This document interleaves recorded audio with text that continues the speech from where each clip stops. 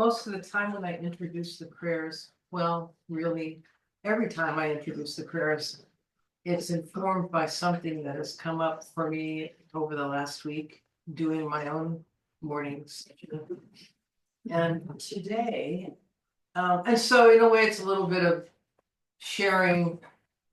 I've noticed that I tend to be very typical of the things that I'm thinking that's going on in my experience. So I feel we're all kind of the same in a lot of ways. And this has to do with what's come up for me really strongly yesterday, but it had been simmering, which was sometimes when we practice, the best thing to do, even if we don't feel it, and even if there's something conceptually that's not making sense, and we're distracted, and we don't feel like doing it, and it's just like everything else. If you want to accomplish it, sometimes you just have to go through the motions, say the words.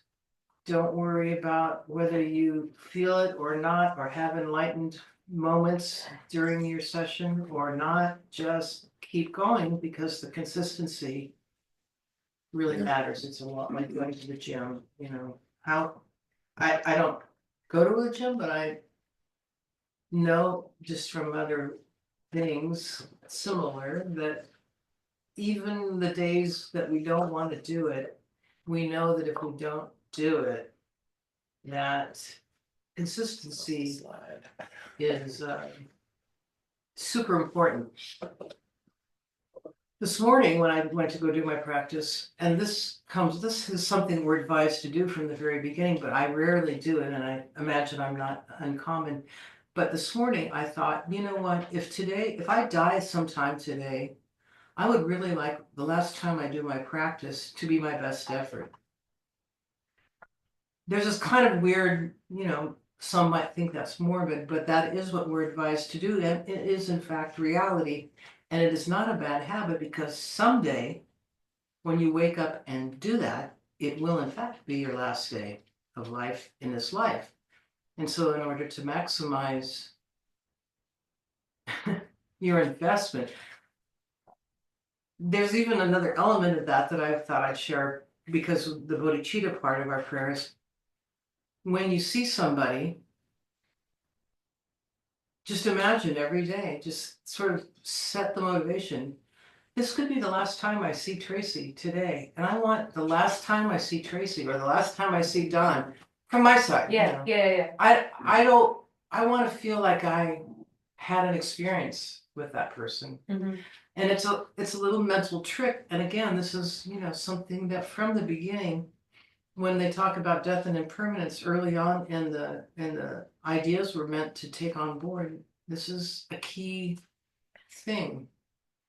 And it's these are the mental trainings. They use the term mind training, but these are the ways we train our mind to habituate ourselves to, then we get finally in the habit of, when we see Dawn walking through the kitchen, it's sort of like this cherished moment, like this could be the last, I'm going to cry, this could be the last day I see this person, and I want to not, I don't want to lose it.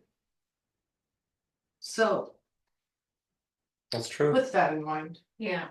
we'll just go through the prayers in Tibetan, where it comes out. Sangye Churang Soki Choknam La Janju Padu Dakni Kyapsu Chi Dagi Chunyan Giper Sonam Ki Drola Penchir Sangye Drupa Shu Sangye Churang Soki Choknam La Janju Padu Dagni Kyapsu Chi Dagi Chenyen Giper Sonam Gi Rola Penchir Sangye Drupa Shu Sangye Churang Soki Choknam La Jamchu Padu Dagni Kyapsu Chi Dagi Jingen Gipe Sonam Ki Rola Benchir Sangye Drupal Sho.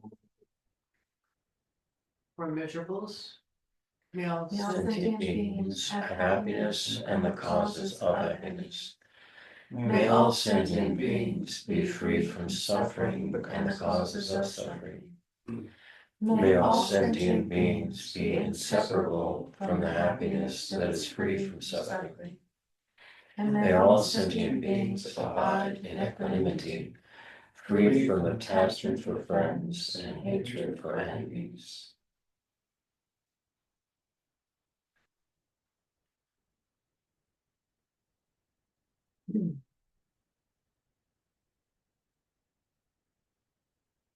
I'll explain all the Buddhas and Bodhisattvas and teachers and helpers, and with them in the field before us, we will claim the 7-limb practice.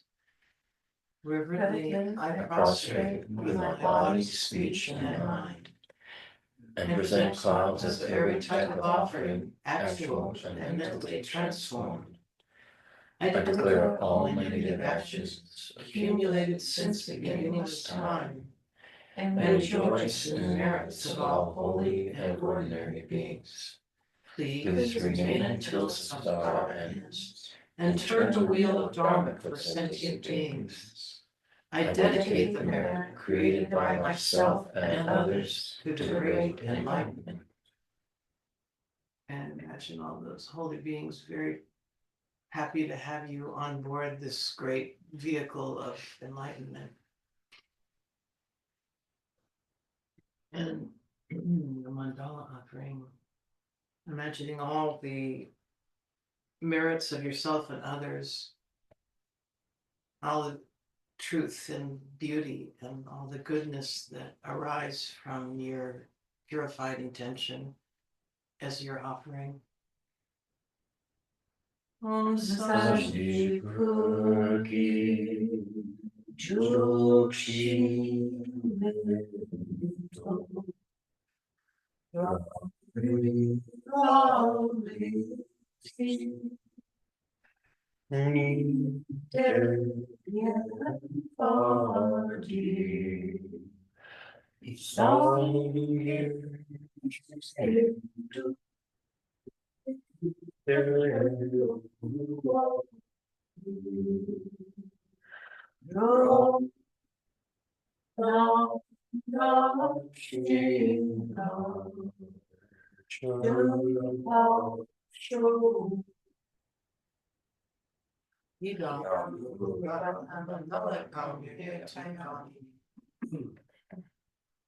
And as we prepare to listen to the teachings, like the other factors I was mentioning, this could be the very last time you're able to hear these wonderful teachings presented. So stay focused and distracted and listen like it's the very last time in this lifetime that you get to hear this. And you want to be sure that that propensity to understand the nature of our existence through this Dharma, you want to be sure that you've made the most of that possibility in this life. Thank you. That's a very profound and emotional point. So we are starting in now on the mindfulness recollecting sentient beings. And before Geshe Nima began the teaching, he revisited the meditation on the clarity of the mind. And this is an alternate version. So I thought it would be good to do this so we could experience this alternate version.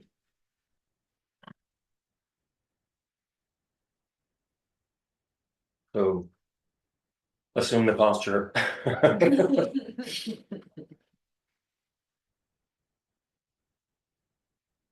First, we visualize or imagine a very large lotus seat in the space slightly above and in front of us. Upon that lotus seat, imagine a red sun disk. The sun refers to the wisdom of emptiness. Above the red sun disk rests a white moon disk. The moon refers to the unconditional love of bodhicitta. On that seat of sun and moon, we imagine or visualize our guru in the form of Manjushri.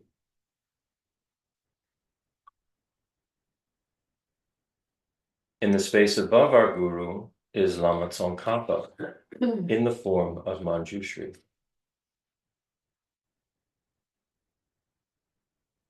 Above Lama Tsongkhapa is Manjushri himself. And above Manjushri, Buddha Shakyamuni is there in the form of Manjushri. So all of them are there in the form of Manjushri, the Buddha of profound wisdom. Light is coming down from Buddha Shakyamuni to Manjushri, from Manjushri to Lama Tsongkhapa, from Lama Tsongkhapa to your guru, and from your guru it comes to you, where the light connects directly with your heart.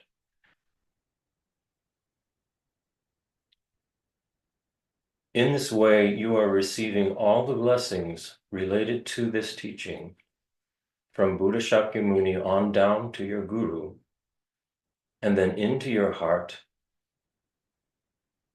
Imagine or visualize this.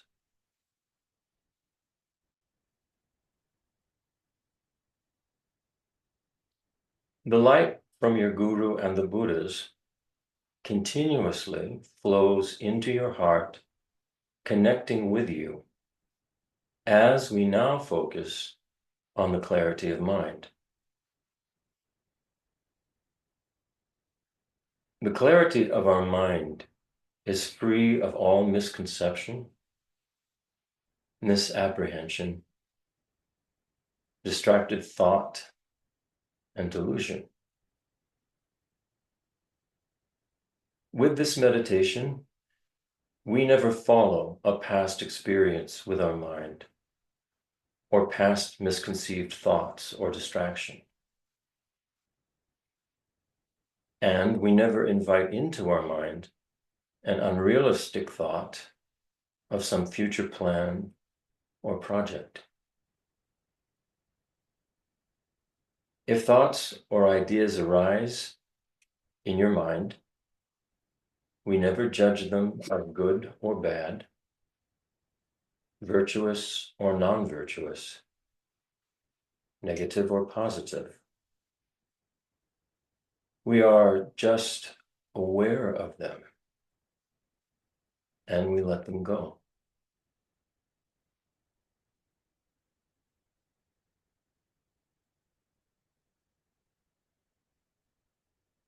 If we can release the past experience and past thoughts in our mind, and our unrealistic thoughts of the future, then we can keep our focus on the present moment of the mind, which is very luminous, very clear, and free from all negativity. We keep our focus on that as much as we can for a minute or so. We are aware of the present moment of mind. We are aware of our mental focus. We stay with the present moment of mind, which is clear, immaculate, and free.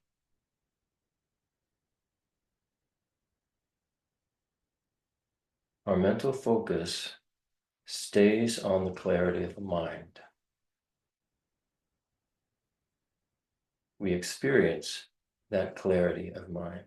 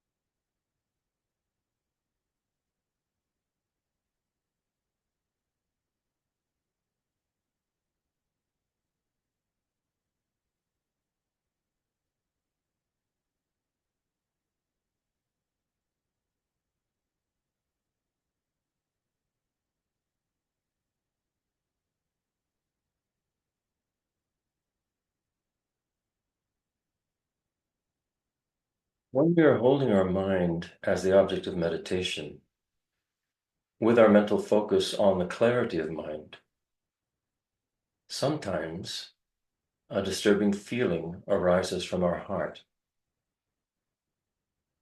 This means or indicates that all of our problems, mental pain, and mental afflictions are arising from our self-centered attitude and the grasping ignorance that impels us to perceive all phenomena as objectively real.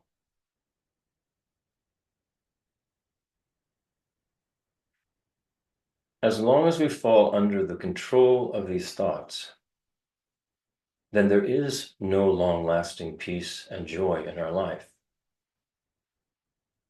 So we practice meditating on the clarity of mind, along with trying to understand the empty nature of mind, the empty nature of self, and the empty nature of all phenomena, which exists simply through the projection of our mind.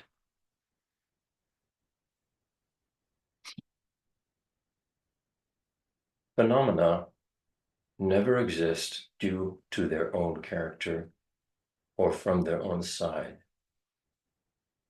but due to the subtle level of our mental imprints and grasping ignorance. The mind is always oriented toward illusory or deceptive appearances. So, the more we spend our time meditating on emptiness, the more we get close to the real nature of things. And then real peace and joy arise in our mind.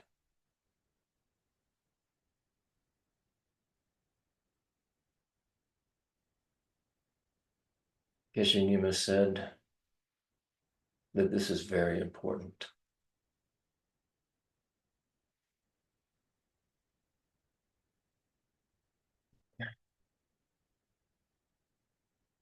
This is a really, as I was going through this and transcribing it was sort of like hitting me right here, because these particular teachings that he's giving now are so transformative and have the potential to really turn our entire way of thinking and behaving and experiencing our life around for the better. So with that, and that was a really good meditation that he gave to begin this. So now he goes into this, in this reign of accomplishments, there are 4 mindfulnesses, and now we're moving into the second mindfulness, which is the mindfulness of recollecting sentient beings, remembering sentient beings, thinking about sentient beings.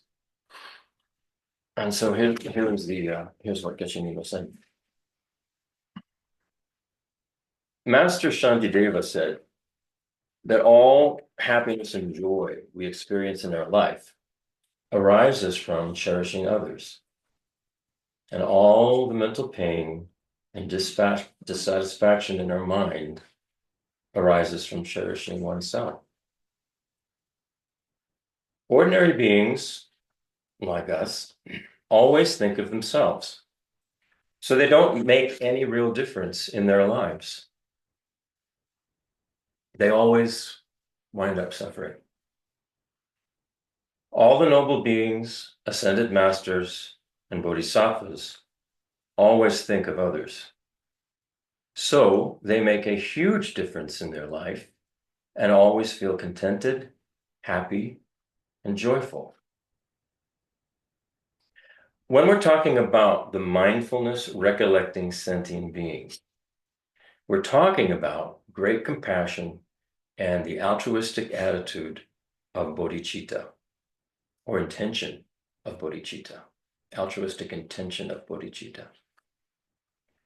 We're not talking about a philosophy or ideology that is related with something or someone else. The mindfulness of recollecting sentient beings is related to our own happiness.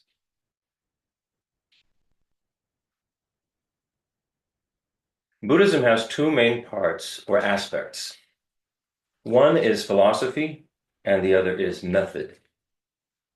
If someone were to ask what Buddhist philosophy is, the answer would be dependent origination or interdependence. Dependent arising or dependent origination corresponds to modern science, and this kind of knowledge or concept is shared by both science and Buddhism. An interdependent existence is something we share with everyone and everything. When we talk about great compassion or bodhicitta, this is related to our own well-being.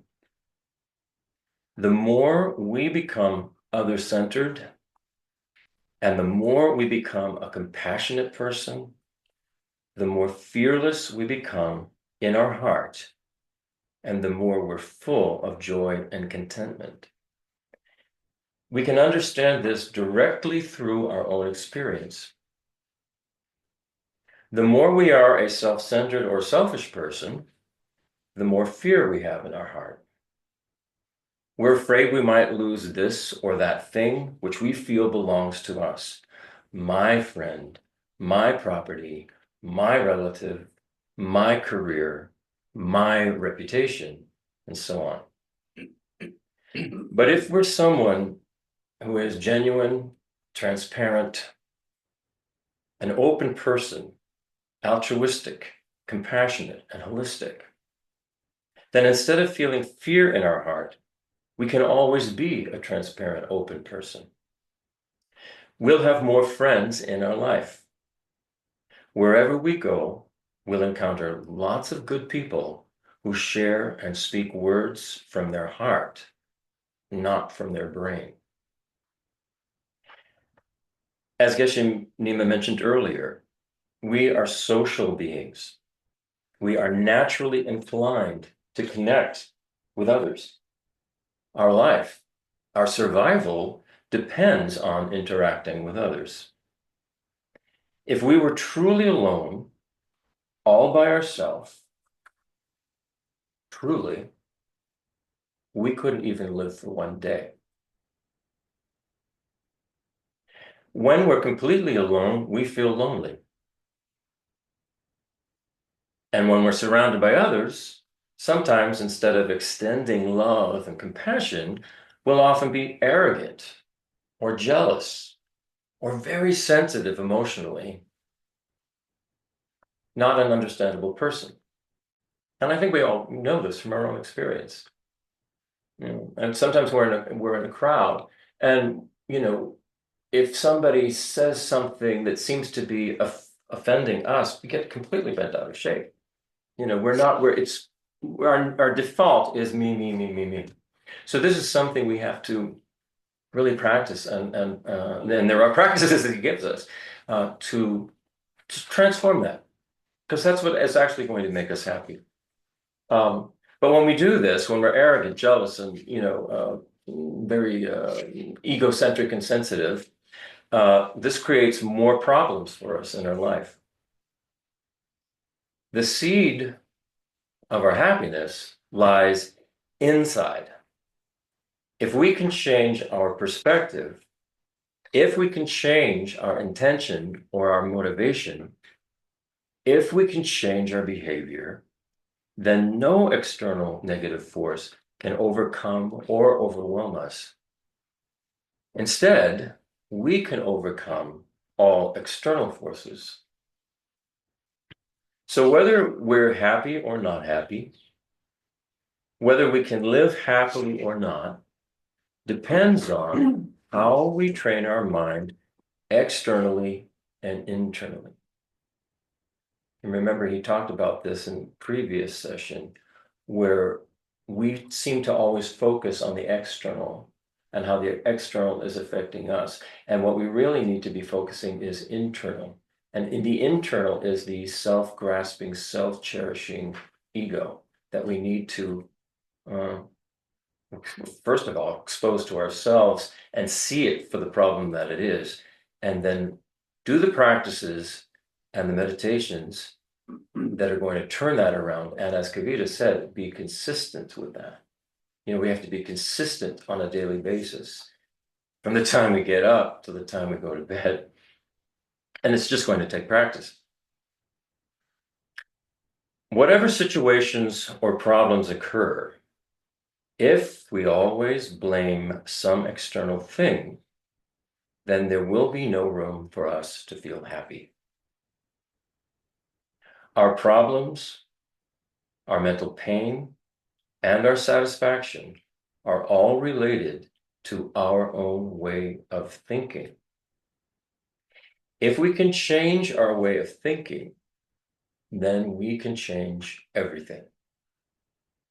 No matter what appears to our mind, it will be okay. Even if someone is trying to hurt or abuse us, instead of having an angry reaction, we can feel compassion, love, and forgiveness, because we never fall under the control of the inner garbage that generates our inner negativity and negative propensities. We become more equipped and more qualified to make a distinction between the action and the actor. Geshe Nima says that he feels this is very important whenever we practice. We should make a distinction between the actor and the action. Every sentient being is the same in terms of wanting happiness and not wanting suffering. However, because of causes and conditions, we sentient beings go about harming others and troubling them. However, this isn't deliberate. It's due to negative karma and negative propensities. These are karmas and propensities we've been habituated to, according to Buddhism, since beginningless time. So it's almost as if we're in a pattern. We're in a very habituated pattern of behaving this way. When this negativity occurs and we see it, if we are able to make a distinction between the actor and action, and this includes ourselves as well as others, we should always oppose the action and never oppose the actor.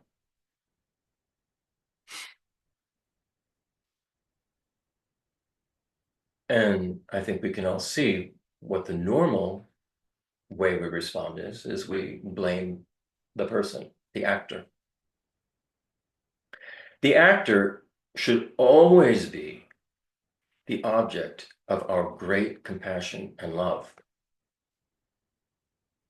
This also includes ourselves. In our day-to-day life, we may consider someone as an enemy, someone who is a very difficult person for us. But that difficult person we consider as our enemy could be our best friend, if he or she makes some change in their behavior or thinking. So it's uncertain. Everything in our life is uncertain. There is no ultimate enemy. There is no ultimate friend. There is no ultimate neutral person. We see each and everything through our mental projection. Each and everything does not exist from its own side. So if we live in this way, then when we can counter our own self-centered mind, we can counter everything. When we train in compassion and the altruistic intention of bodhicitta, we train in this way. So now he's going to talk about compassion, and he's talking about 3 types or aspects to compassion.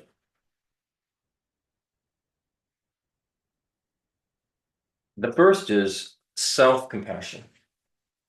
Number 1, self-compassion. In the classical Buddhist texts, the compassion towards self is not directly explained, but we can explain compassion towards the self through the indirect meaning that's in those texts. In order to generate or cultivate the compassion toward others, first of all, we try to generate compassion for ourselves. Compassion towards self means to always be thinking carefully of one's own mental and physical health. Our mental health, which includes emotional, according to Buddhism, emotions are of the mind. So we're talking about our mental and emotional health as well as our physical health. We're talking about compassion for ourselves, and the reason is so logical. It is important not to harm others by creating more troubles and disturbances for them, including our family and friends. Some of us don't take care of our own mental and physical health. We can become very seriously ill, and due to that, our problems create much more of a burden for our family, our parents or children, and so on. For that reason, we always recommend and advise that it's very important in our life to generate self-compassion. Self-compassion is very important. Practicing self-compassion helps us to be energetic, functional, and capable in our body and mind. And because of that, we're able to create an atmosphere of peace and comfort within our family, among our friends, and so on. When we talk about self-compassion, we must make the distinction between self-compassion and the self-cherishing attitude. Self-compassion is a positive quality. Self-cherishing is a negative mental factor that is always cherishing oneself and neglecting others' well-being. For example, a self-cherishing friend thinks only of their own benefit and happiness, never thinking of benefiting their own friends or colleagues or being concerned with their happiness. Their own world is their first priority, and others come second. So self-cherishing is not good. We should always try to abandon or eliminate that kind of attitude. On the other hand, self-compassion is very important in our life. When we're working for the community or working for others, self-compassion reminds us to take care of our own well-being in order not to create a problem or cause trouble for other people or other animals. other beings. After we are successful in generating self-compassion, then we try to extend our compassion to others. Compassion for others can be divided into two types: ordinary compassion and unconditional compassion. So I want to point out what he's saying is, before we start extending the compassion out to others, which is what we think we should be doing, we have to look and make sure we have this kind of self-compassion that he's talking about. It's the self-compassion that we want to take care of our own mind and our own energy so that we aren't a problem for others. We don't get in the way of their happiness so that they have to focus on us. It's this is what self-compassion is according to Buddhism. And this is the first thing we need to do before we start being all compassionate for others. So now he's going to very briefly talk about the second one, which is ordinary compassion. And we're all quite familiar with this one. Ordinary compassion is related to biological factors. When our family has problems, when our relatives have problems, we feel compassion and we're ready to help, ready to solve those problems that are being faced by our loved ones. But this is limited in scope. According to the Buddhist perspective, this kind of compassion is just related to biological factors and cannot help to protect us from the self-centered attitude. After all, it's my family, my relatives. It's part of the whole my business. This kind of compassion never allows us to reach out with our mind toward all sentient beings and never serves as the condition for the arising of the altruistic intention of bodhicitta. So that was ordinary compassion. Now the third kind is unconditional or great compassion. In order to generate genuine or effortless bodhicitta, first of all, we train in great compassion. Great compassion arises from seeing all beings in the light of affection. Seeing all beings with love. That attitude arises from wishing to repay the kindness of all sentient beings. Such an attitude of wishing to repay the kindness of all sentient beings arises from remembering the kindness of all sentient beings. The attitude of remembering the kindness of all sentient beings arises from remembering all sentient beings as having been one's mother. In order to generate the attitude of remembering all sentient beings as one's mother, first of all, we train in equanimity. Training in equanimity involves many, many steps. Atisha, the great Indian master of the Nalanda monastery. Excuse me, but there's a sentient being here. Oh, Who needs to be. well, it's one of our little red wasp friends. Got it? Mm-hmm. Cool. Those red wasps are actually very docile. Okay, where were we? The great Indian master Atisha from Nalanda monastery in India showed extraordinary interest in bodhicitta. Actually, as far as the lineage of bodhicitta is concerned, there are two lineages. One lineage of bodhicitta comes from Buddha Shakyamuni to Manjushri to Nagarjuna, and then down to Shantideva, whom we studied a couple of years ago. The other lineage that Geshe Nima is talking about here is passed down from Buddha Shakyamuni to Buddha Maitreya, and then to the Indian master Atisha. I'm sorry, an Indian master Asanga, who was a teacher of Atisha. So in order to get these two lineages, Atisha embarked on the long journey to the Indonesian island of Suvarnadvipa, which is modern Sumatra,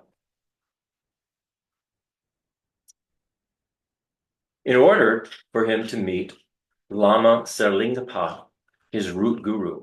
Remember, this was one of the first stories that Lama Pasang and Geshe Drakma told us was about Atisha traveling to Indonesia to meet Suvarnadvipa, to meet Serlingpa, so that he could learn this technique of generating bodhicitta. Atisha's ocean journey took more than 1 year. It took 13 months. Obviously, it was by land and sea. Finally, he reached the Indonesian island Suvarnadvipa and met Lama Sarlingpa. Then he received all of the transmission regarding the two lineages, both lineages of bodhicitta, and he started practicing under his guru for 12 years until he reached the realization of uncontrived or effortless bodhicitta. Then he went back to his home, and in the later part of his life, he went to Tibet to teach those transmissions. When he taught bodhicitta in public, he taught the first lineage, called the method of sevenfold cause and effect.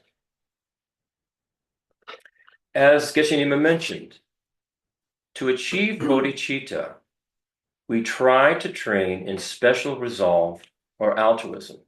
So we're talking now about the 7-point cause and effect. So Geshe Nima is starting at the 7th one. So the 7th one is we're training in special resolve or altruism. In order to achieve altruism, we need to train in great compassion. That's number 6. To generate or cultivate great compassion, we train in affectionate love, or sometimes we translate it as seeing all beings in the light of affection. That's number 6. To achieve that thought, we go to number 5, and we train in repaying the kindness of all sentient beings. Or that was number 4, sorry. Before achieving that, we train in remembering the kindness of all mother sentient beings, 3. To do that, we first train in remembering all sentient beings as being our mother, that's 2. And the prerequisite for this 7-fold or 7-point cause and effect method is to train in equanimity. So if we were going to go in the order that we do it, we train in equanimity. We remember all sentient beings as being our own mother. We remember the kindness of all sentient beings who have been our mother. We want to repay the kindness of all sentient beings who have been our mother. And then we generate or cultivate affectionate love for them. And through that, we train in great compassion. And then we resolve to have the altruistic attitude of wanting to become enlightened for the benefit of all of them. And that is achieving bodhicitta. So that's the 7-point cause and effect method to attaining bodhicitta. The second lineage, and both of these lineages he got from Serlingpa in Indonesia. The second lineage is the method of equalizing and exchanging self with other. This is also a method which leads to the realization of bodhicitta.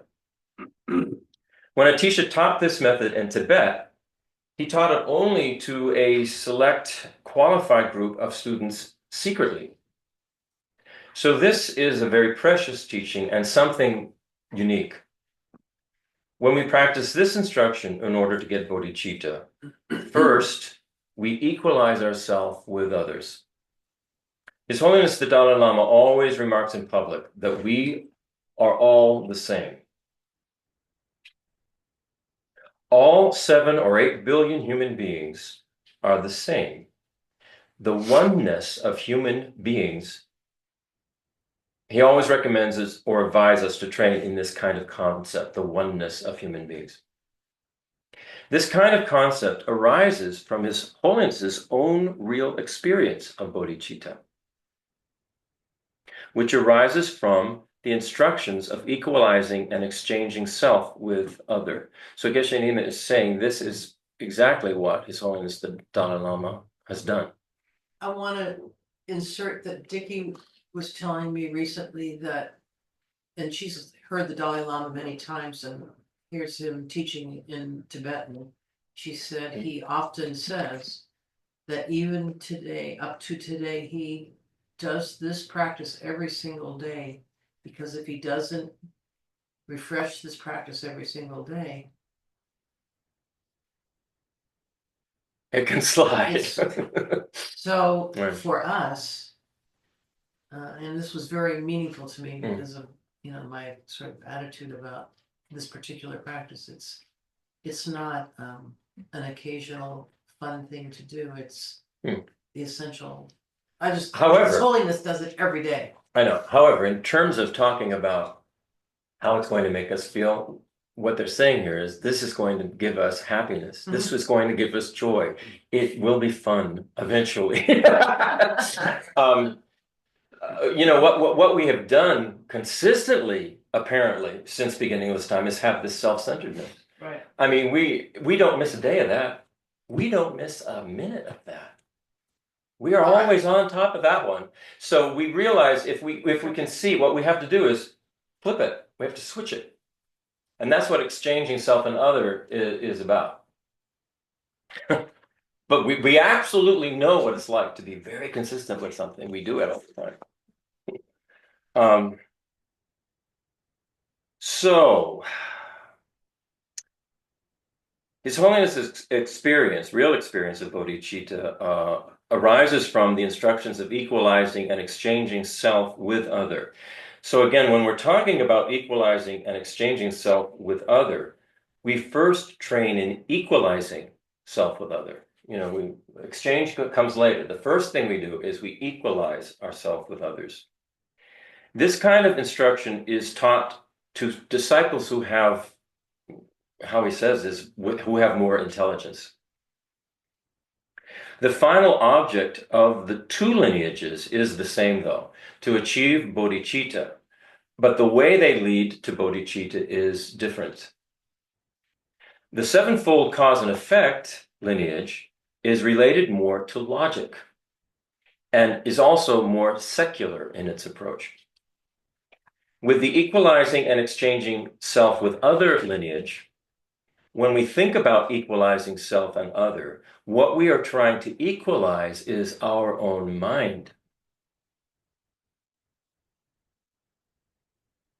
Every sentient being is the same on the basis of our innate aspiration of wanting happiness and not wanting suffering. This is how we are the same. Regarding this aspiration, we are the same. There's not a single sentient being who doesn't want happiness, but does want suffering.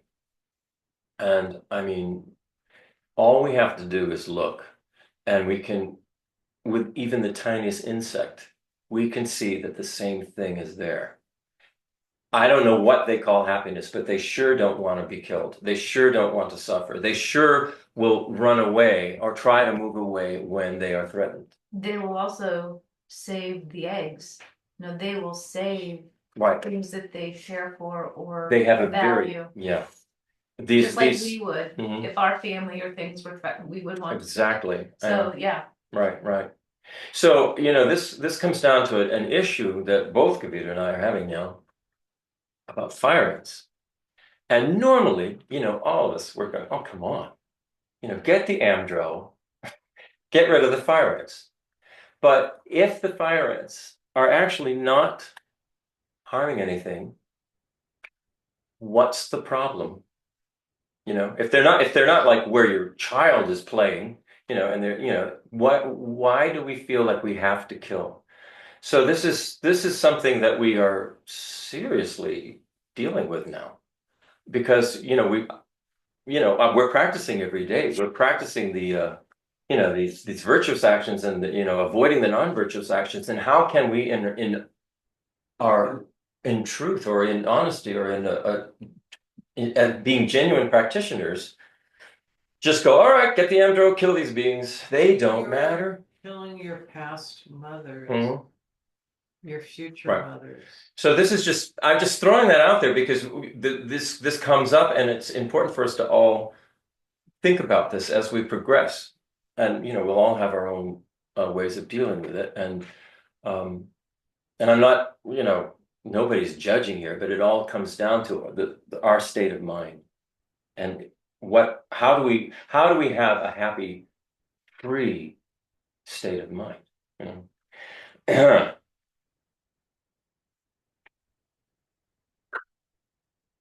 So all sentient beings want happiness and don't want suffering. Regarding this perspective, this innate feeling or expression, we are the same. And Geshe Nima emphasized that, same. For that purpose, what we do is try to create more causes and conditions which benefit other sentient beings, and we try to avoid or eliminate the causes and conditions which harm them. If we cause problems and harm others, this is against our own nature, our own feeling, our own aspiration, our own inner expression. Even in our dreams, we want happiness and we don't want suffering. So in order to stay in tune with our own nature in our day-to-day life, one, we try to be a kind and compassionate person. If we don't help others, we try to eliminate the causes and conditions which harm others. So if we can't help them, we try to do everything to not harm them. That's a place to start. We try to refrain from harming others. This is reality, not just a concept or a precept based on religious faith. This is nature. This is the way things are. This is a secular way of thinking. Through applying logic or reason, we can understand this kind of precept. With the second step, we think about the demerits or the faults of the self-centered attitude. If we are always a self-centered or a selfish person, then instead of feeling happy, even our own friends will try to stay away from us. We all know this. This is because our self-centered way of thinking, our self-centered action or self-centered speech, and our self-centered behavior or character repulses people. If we're self-centered in any field of endeavor, any action, nobody likes this. No one loves a self-centered person, no matter what field you're in. So this is something to be discarded. This we can understand through our own experience. So with the second step, we reflect on the demerits of the self-cherishing attitude or the faults. Then what we do is we reflect on the merits of the other-centered attitude. So this, I should say, this has 4 steps, this exchanging self and others. So now we're on the third step. Then we reflect on the merits of the other-centered attitude, cherishing others. We can also understand this through our own experience. The more we are kind, generous, altruistic, transparent, honest, the more we have good friends who like us and who help us. And I would also say the more we have good pets who love us and want to be around us. So it's not just people we're talking about here. We're talking about all all creatures, great and Great and small. small. If we live our life in this way, when we are sick, everybody will try to help us. They'll try to share or ease our suffering. The nature of the other-centered attitude is a positive one. The more we create expressions of that attitude, those expressions of other-centeredness serve to bring about the arising of lots of positivity, lots of positive potential. So with the third step, we reflect on the merits of the other-centered attitude. That's the third in the exchanging self with others. Then the fourth step is the actual exchange of self and other. Up until now, since beginningless times, so far, we have been a slave of the self-centered attitude. We still live in this miserable condition. Within this short life, we have not controlled our own emotion. We have been the slave of our negative emotions and negative propensities. We never have had the conviction to go beyond these negativities, to really go beyond them. So we think in this way. And then what we do is we find the best role model we can in our life. People like the Buddha and the Bodhisattvas and many others who have spent their whole life in the service of others. For themselves, they get each and everything they want or need. And others, through their mission or activities, receive lots and lots of benefit. So other-centered persons always fulfill their own wishes, and they fulfill others' wishes as well. Not only that, they're always efficient in fulfilling their own dreams and the dreams of others. They know how to do it, and how to do it in the most efficient manner. So far, we've been under the control of the self-centered attitude and haven't made any real difference in our life. So instead of giving in to the self-centered attitude, what we do now is we change our orientation from a self-centered being to an other-centered being. We become an other-centered person. That is, we replace our self-centered attitude with the other-centered attitude. I wonder what it's going to be like in the house this next week. Oh, no, let me help you. No, let me help you. That would be pretty funny. we may go, all right, cut it. Stop.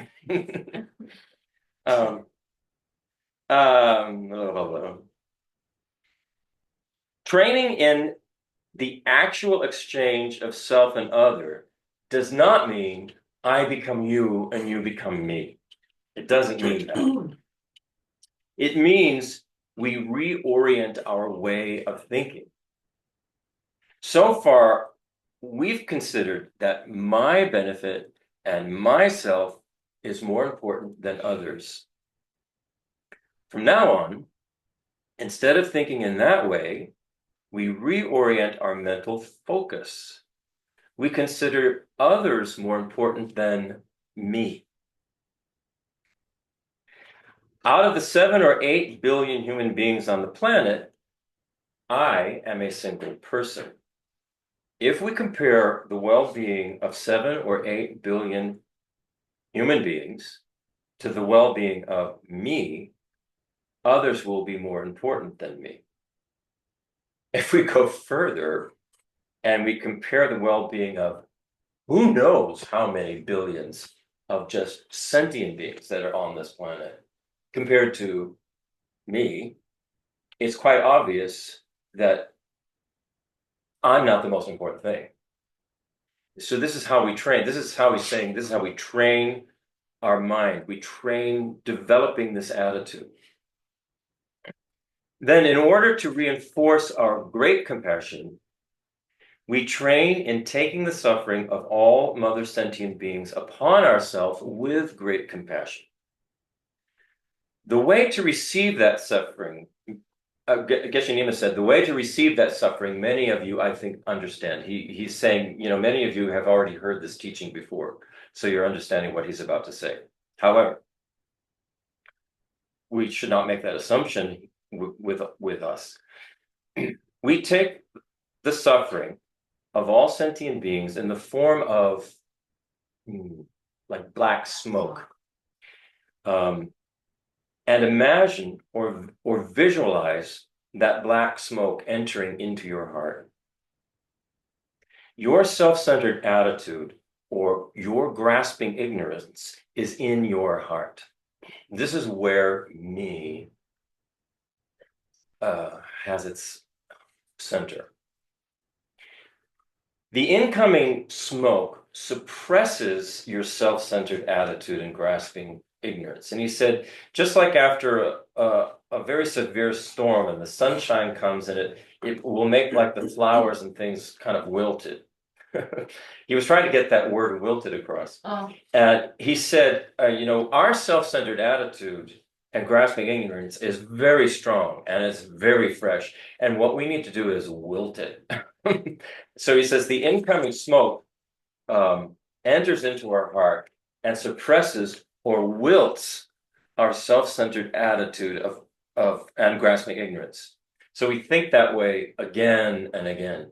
And that's kind of an interesting, I like the way he said it. I'd never heard it quite as like wilting, I said I'm destroying it and eating it up, but just wilt it because it's too fresh. Then what we do is we train in giving whatever virtues or positivity or happiness we have accumulated, whatever it is, we imagine that in the form of light. And we give our happiness to other beings and wish them love in the form of light everywhere that purifies all sentient beings everywhere who have problems and suffering, the suffering of suffering, the suffering of change, the suffering of compositional factors, and all these kinds of sufferings. So to explain in short, we think in this way. And what you can actually do is you can just visualize that billions of sentient beings are in the space in front of you, and you are sending this light out to all of them. And what you see is that it's relieving, as you're getting rid of as you're wilting your own self-centeredness, you are actually exchanging that self-centeredness for wanting to be of benefit and help to others. And you are expressing that and you're giving that to them. And as we imagine this, as we visualize this on a daily basis, it's eventually going to come out into our, quote, day-to-day real life, which is no more real than what's going on in our mind, really. So, but it requires the practice. It requires at least as much practice as we've had being self-centered. And maybe not, maybe it's much more strong. It could be that this is so much more strong, it's so much more natural that it will quickly turn it all around. I like to think that way. Well, and if as we've shared or as we've said, what we are seeing, what we are observing is based on what is in our mind and how we are projecting what is in our mind out there. Yeah. So if we then slowly shift our thinking, we then shift our mind, and then the appearance of which we are now seeing is different. It has shifted. Bingo, right? I mean, really. Yeah. That's 1, it. 2, and 3. Right. Very simple sets. Right. Yeah. So you can even do this. When we're doing the, if any of you do the refuge visualization in the morning, there's a part where you have all the Buddhas and everybody they're up on the platform, but you have all these sentient beings around you, and there's a part of that practice where we do the Vajrasattva. Mm-hmm. So instead of just yourself, you imagine everybody, and it's your intention to help them all to purify. you know. And so you can do this on a day. You can just put this right into practices that you're already doing. Right. May I also recommend, from personal experience, this ends up being significantly transformative when we take the trouble in our day-to-day life as we're driving, washing dishes, going to the grocery store, interacting with people over the phone, and all the ways that we are interacting to utilize the same technique in these moments, even just in a short, quick way. If somebody is extremely, let's just say you're, if you're triggered by somebody else's behavior, to take on, have the black smoke coming from them and the light going to you, just do it all the time.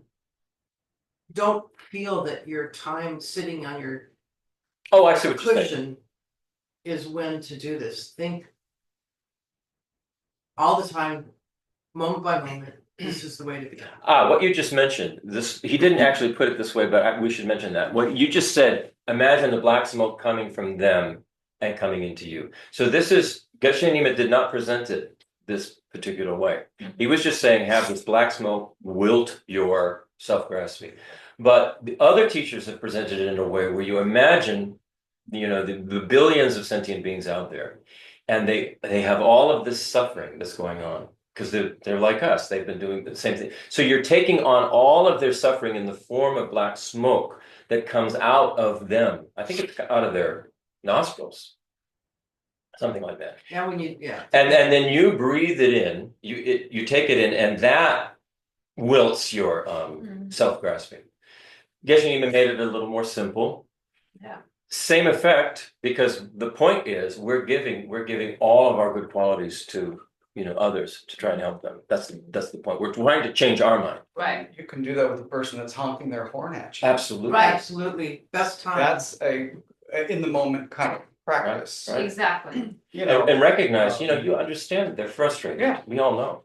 Right this second, they may not like me, but here comes my Because we don't know here why comes they're the love. honking. Yeah. Yeah, they could be honking their horn for impatience. They could have just gotten a phone call. A loved one has been injured. They're racing. They need to. Exactly. They're frantic. So yeah. And we just never know. Yeah. Send them light. Yeah. That's actually for all of us, because nowadays you get out on that road. Yeah. If you're not going 20 miles over the speed limit, you're going to get honked at. Yeah. You need to be very observant when you're out on the road, for sure. But that's a great idea to even when you're embarking, when you're getting in the car, when you're turning the key, you remind yourself, I'm going to be out there surrounded by sentient beings now. Here's what I'm going to do. Practice. Yeah, practice. Yeah. Okay, so after that, we understand that every sentient being in samsara is trapped in the problem of birth, aging, sickness, and death, this cycle that we just keep going through. The suffering of cyclic existence arises from the self-centered attitude. It arises from attachment towards self and self-grasping ignorance. We've talked about this a lot. That is the foundation of samsara. So what we think then, we think these four measurables. May all sentient beings be free from suffering and its causes of suffering, and so on. We think that toward them. Again, you can do this in your regular practice. You insert it into what you've already been doing. We train in this way, but just wishing won't work. Wishing in this way is not sufficient to actually make the change that we need to make in order to do this. And again, the refuge visualization practices has this in it as well. So you're going, may all sentient beings be happy, may they not have suffering, like that. And then you go, but what can I do about this? And this is when, when you say, I am going to generate bodhicitta. I'm going to generate the altruistic intention to become enlightened for the benefit of all sentient beings, because this is the only way we're going to stop this cycle of cherishing that brings nothing but suffering. So this is where you then imagine, the Buddha comes to you and comes into you, and you imagine yourself as at the end of the path, that you have become a Buddha, and then you are helping others to become a Buddha. So all of this kind of visualization occurs. So, but it's important to say, just imagining this, just doing this practice, visualization is not enough. I myself have to take on my own shoulders the responsibility of becoming an enlightened being, so that I can be part of the movement, you might say, to bring about the end of suffering. Right. It's sort of like the time has come. I'm not going to wait anymore for somebody else to do this for me. I've been given the tools. We have these incredible teachers and this incredible lineage and these incredible practices. We've been given these tools, and we just sort of, all right, I'm going to take it on my shoulders now, and I'm going to do this. I'm going to practice. It's like Kavita said, I'm not going to just let it slide. Right. Because something else is more grasping something else is triggering my self-grasping, my I'm thinking about self-cherishing. this thing. So let's just say that there are 24 hours a day, depending on your schedule. Let's just say hypothetically, maybe you're awake and functioning for 18 of them or so.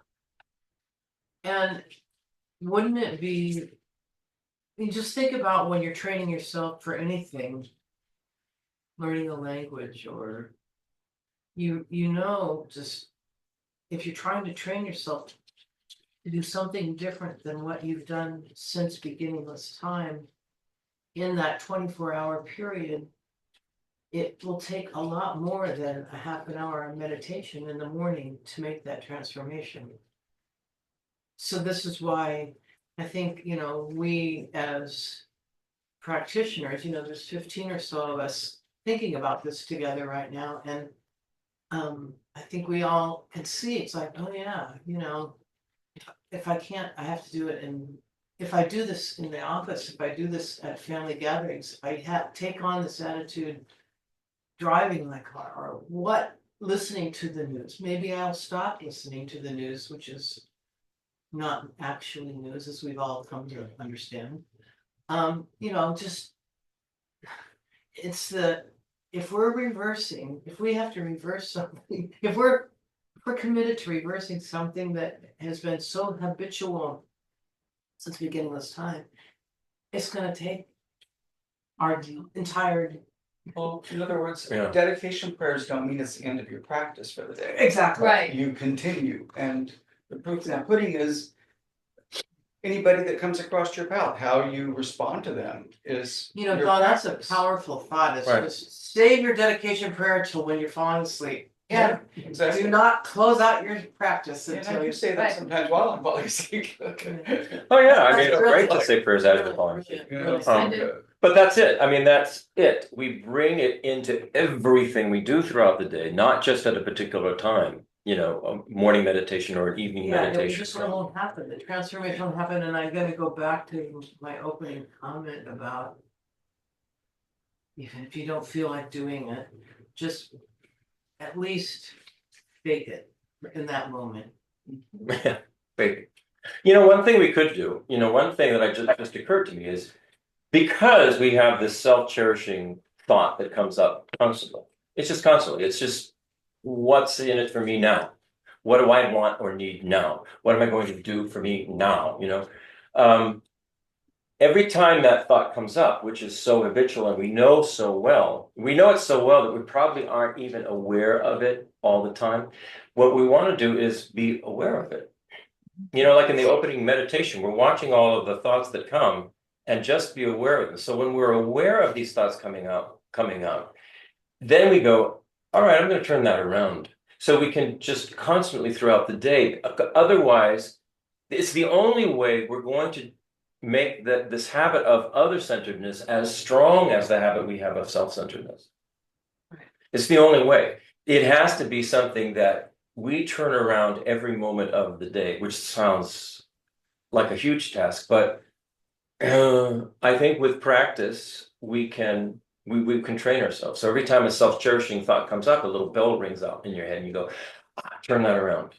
Even if, like Kavita says, it's kind of fabricated, at least we're going through the steps. At least we're practicing. If we don't actually really feel that love, but go, I really shouldn't behave this way. I need to at least act like I Just pretend you're like an actor and you're pretending you love that person. right. Right. And what they all and like going back to what you said about hate the action, not the actor. Right. Yeah. Not the actor. The actor's just like you and me. The same thing. It could be us in I any just other had a situation. funny thought. I just got a text, and I'm sorry, but because of our rentals, I have to monitor our text. But I just got one from an recovering alcoholic friend of ours, and who goes to AA every day. And I was thinking, in a way, we're like a recovery group. We're- Of our negative Well, they are habits. recovery group. Yeah, right. we're a recovery support group. From samsara. Yeah. And our addiction that we're addressing in our recovery group is Self-cherishing. Buddhist recovery. just the little bit that I have come to understand this from study and stuff is that one of the reasons that we have this habitual self-centeredness, it has to do with the way our consciousness is intertwined with our sense apparatus, and we experience the world from this from this particular condensed or consolidated vantage point from one way to put it is behind our eyes and the brain side of our ears, and so we're experiencing it from this feels like place inside of us, and it tends to be from my understanding this is why it's so self-perpetuating, is because we don't experience the other from within the other, we experience it from inside of us. So it's What Buddhism says is this is exactly how this appearance arose. This appearance that everything is just me on the inside and then everything else is out separate. That's a result of self-cherishing, self-grasping. The appearance arose because of that. So just like Tracy said, if we're able to sort of start turning around that appearance through our practices, thinking of it in a different way in our mind, it's going to start to appear differently to us. And this is what they say when these yogis, these great yogis, have their first direct experience of emptiness. During that time of that experience, everything appears in a different way. Christopher, do you remember? This is sort of a funny anecdote. I won't go into the details so much. In about 1981 or so, I had my first ever experience with marijuana. We had moved to Texas, and I was like 25, I remember 26 years this. old. Yeah. And I'm gonna guess now at this point that it was based on some past life work on emptiness and stuff, but I was totally freaked out walking around to people saying, "Are you talking to me?" It was, and what I now recognize, it came up the other day. It's like, oh my God, that was what I was feeling. That occasion was like this loss of self-centeredness, and like I was needing to confirm that I existed. Like, are you talking to me? And of course, very- the funny thing about this particular party, these were a bunch of musicians who would come over and play at our house and practice at our house, and they bring all their drugs about. So these guys, when she'd go up to them and go, "Are you talking to me?" They'd go, "No." And she would freak out even more. So we wound up I had to go out and walk her up and down the street because she was so freaked out. Yeah, and I thought, we're going to have to go to the I hospital. mean, in retrospect now, I mean, because it came up sometime, well, one of the days last week when I was doing all this thinking, it was like, oh wow, that was what I was feeling. Right. I mean, I was right back there. It's like, oh. So they say that only an enlightened being, a Buddha, can actually, I don't know how you say, perceive or see things the way they actually are. What we see is the self-centered construct that projects out me here, self, and everything else out there. So for each one of us, then the most important thing definitely seems like, well, the thing that's, here. And this is what we have to sort of turn around. And this is the process. They're saying that you begin by turning around it, you turn it around in your mind. You turn around this perspective, this view in your mind.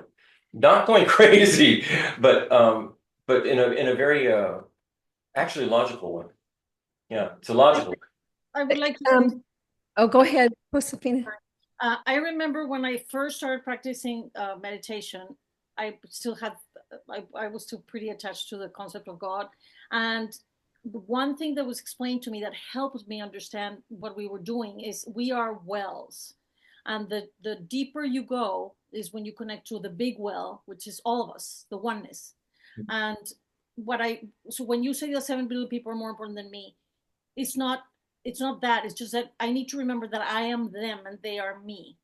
Because if I ignore myself, I am part of the oneness. So, and I do have a body, and it is like an antenna. And if I work at it and if I meditate, then I become aware of my mind, and then I observe my mind, and then I can become aware of the little me doing whatever it's doing. But I do need to not fight my ego, because I have tried that. It doesn't work. My ego is a tool. I need it. I'm here. I'm still here. I have to have a name, a driver's license. I have to eat. I have to sleep. So I use my ego, my little me, to be in the world. But it is a tool that I need to connect to others. And it's not that the way I see it, or the way it's easier for me, it's not that I become the other. It's that we are one.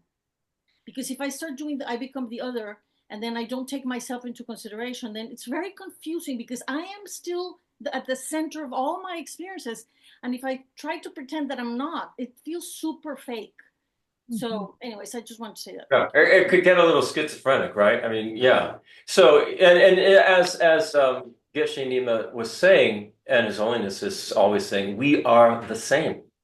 Yeah. So it's whether we say we are one or we are the same, I mean, your point is really, really good, Josefina, because we have to live in this world right now the way it is. We have to deal with this kind of separate ego that we have.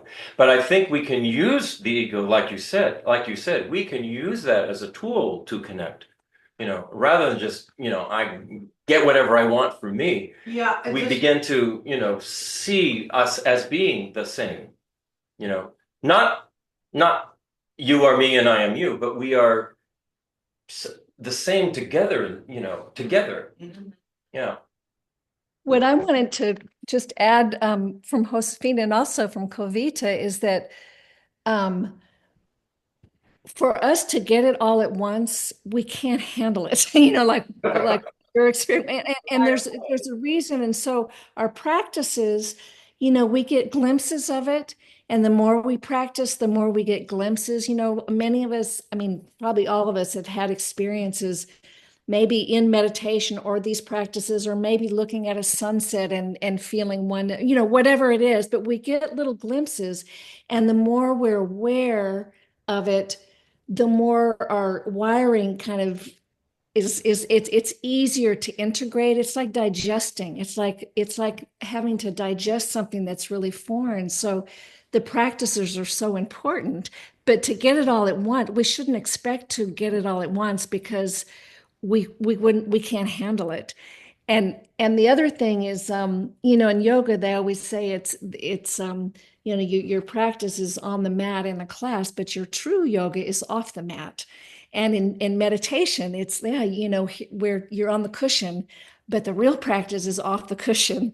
And just having that awareness, just whatever you're doing in your life, you can even say, off the cushion, how am I doing here? Because that's where the real practice, I feel like on the cushion and on the mat is the remembrance and the just reminding ourselves, and then we put it into play. But I love kind of that expression of off the mat, on the cushion, off the cushion. You know how you're laying on the beach and the sun's warm and you can hear the ocean lapping the waves and then you hear all the people in the background. Have you ever had those moments where you're being baked by the sun, but you feel almost like you're just floating with this noise all around you, but it's like you're a part of it. Oh, yeah, that's a real nice feeling. The And- beach feeling, Yes, yeah. and I'm just saying about, you know, feeling one with people. You know, you could even be with people at the beach you don't like, and it's like, it's okay, this is great. Right. You're still there. And Right. there's- Christopher, you said something that made me brought to mind when you said we have to live in this world and, you know, da da da da. This touches on both Josefina and Merritt's comments, but I just was thinking when those things were being said, I was thinking it's a different way to phrase it is this world and this life that we're living is the you know, I think it was Ram Dass that said the grist for the mill. It's not that we have to live in this world, but this is the world that is our practice. These things, it's not that we have to endure all the unpleasantness of an imperfect life, but it's all that unpleasantness and all those experience that is what our practice is. It's not like, you know, hold your nose and endure it. It's embrace it, Yeah. integrate it, transform it, Yeah. celebrate it, blah, blah. Yeah, I think the whole thing is about transforming this whole session that he did. It was all the practice, the meditation, the practices, everything he gave is all about how we are empowered. If we do this, we are Right. empowered to transform our lives for the better and to help others do the same. I mean, it's like it's right, you know, it's here. We can do it. A nice, or maybe not this, a metaphor that comes to mind for me often and has for years is this. When I was a kid, we used to go body surfing a lot. And, you know, you can have an attitude about the surf that's kind of confrontational. And you don't do well if you, I don't know, you know, the way you do well, body surfing and surfing in general is to work with what is happening. Yeah. To work with it. Mhm.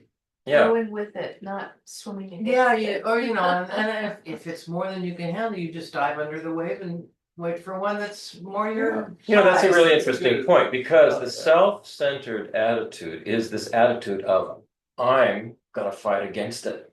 You know, it's me, not well, how do I work with this? How do I flow with this? How do I make this all smooth and functioning in a way that's efficient and helpful? And that's not what the self-centered attitude does. The self-centered attitude is very manipulative and devious and trying to get its way. And it's like, you know, trying to fight the ocean, and it always winds up in terrible suffering. You know, eventually. A lot of salt water in the lungs, up the nose, Yeah. and Right. the eyes. Yeah. Well, it's all of that. So that's, I mean, that is, Yeah. these are all really, really good metaphors that we can understand. You go down the beach and become one. I mean, just imagine if we had the attitude and rather than holding our nose as we go through life and experience and read and see and hear about all the things that we don't like. What if instead it was like, hey, this is what I'm working with. This is amazing. I'm xenophobic, I can't go there. Yeah, shit in it. Yeah, transform it, really. In our mind. Yeah. This is what he's saying. We're transforming our The mind. other thing, and I mentioned this a couple of weeks ago, or maybe it was last week, is, you know, once I believe this strongly, once you've have a, you know, an authentic sense of reliance on Dharma, and you have an authentic commitment to the process, I think it is not an exaggeration to say that the way that teachings appear to you is in that shit that comes to your attention every single moment.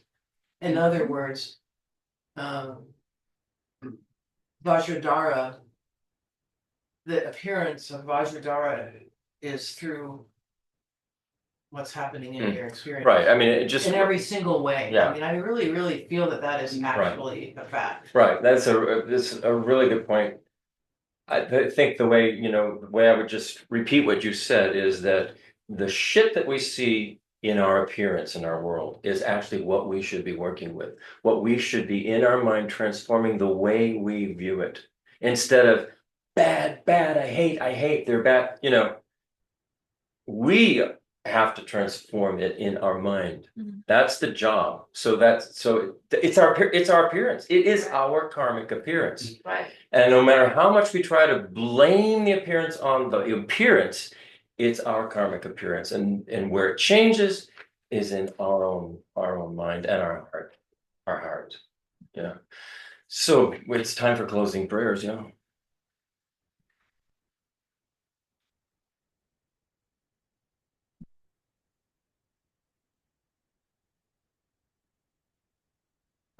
Let's say them in English, since we're all native English speakers. So we'll start with the due to the Spirit, may we soon attain the enlightened state of Guru Buddha, that we may liberate all sentient beings from suffering. May the precious golden mind, not yet born, arise and grow. May that born have no decline, but increase forevermore. May the view of emptiness, not yet born, arise and grow. And may that born have no decline, but increase forevermore. Let's just do the prayer for the long life of His Holiness the Dalai Lama. In the snowy, I just mentioned briefly, he is the inspiration for every single teacher that we have in this lifetime encountered. His influence on us sitting here today, having this conversation, is all pervasive. We couldn't even be doing this if His Holiness wasn't on the planet. This is a heartfelt recognition. In the snowy mountain paradise, you're the source of all goodness and happiness. Powerful Tenzin Gyatso Generosity. May you stay until samsara end. And then the final dedication, we'll skip the Lama Tsongkhapa. Okay. But just imagine Lama Tsongkhapa as part of this whole deal. In all my lives, may I not be separated from true lamas, and so enjoy the splendor of Dharma, fully perfecting the virtues of levels and paths. May I speedily attain the state of Vajradhara. Okay. And all the people Aren't we fortunate, right? Yeah. Well, I'll tell you, I really like the karmic appearance of Geshe Nima in our life. Yeah. All right. Thank you, Gal. Okay, thank you, everybody. Thank you, everyone. Pleasure seeing Thank you all, Thank and you. next time. Force be with us Yeah. all. Let's go out there and knock them alive. Yeah. Love them to Life. life.